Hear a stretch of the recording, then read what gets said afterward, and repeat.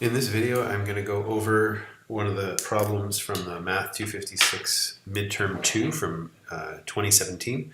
This is question number 7. A forced mass spring system oscillates with position satisfying the second order equation mx double prime plus bx prime plus kx equal f naught cos omega t.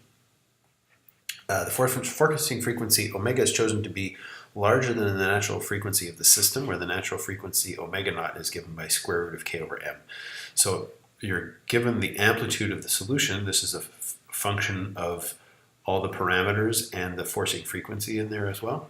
Suppose that a nearly identical mass spring system is forced at the same frequency, omega, with the only difference being that the mass is now larger.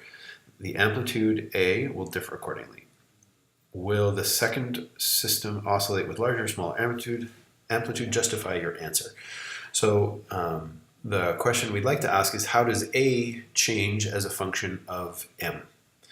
And the hint here suggests that we can use just the function underneath the square root sign. And that is to say, if this function here increases, the square root of this function will increase, and f naught over this function will decrease. So all we need to do is figure out whether the function underneath the square root sign is an increasing function of m or decreasing function of m, and that will tell us how A behaves. So let's write down what that denominator is. So we're going to call P of m the function b squared omega squared plus m omega squared minus k all squared.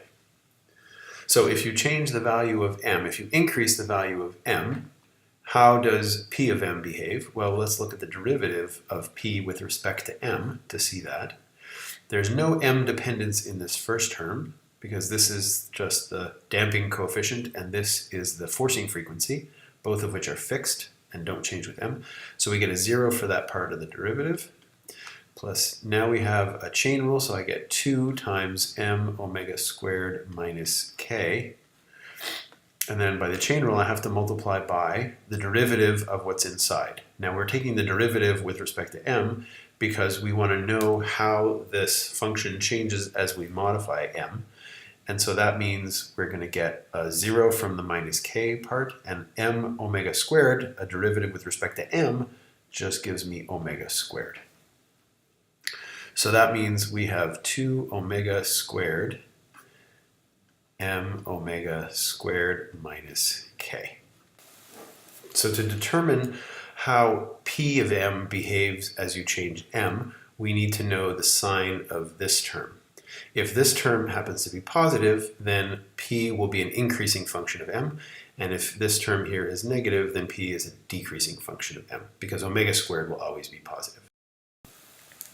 Remember that we started off with omega greater than the natural frequency, which was k over m naught, the initial mass that we started with. And so now let's just think about what it means to increase the mass. If you take a new m value that is bigger than m naught, we know that the square root of k over m naught will be bigger than the square root of k over m.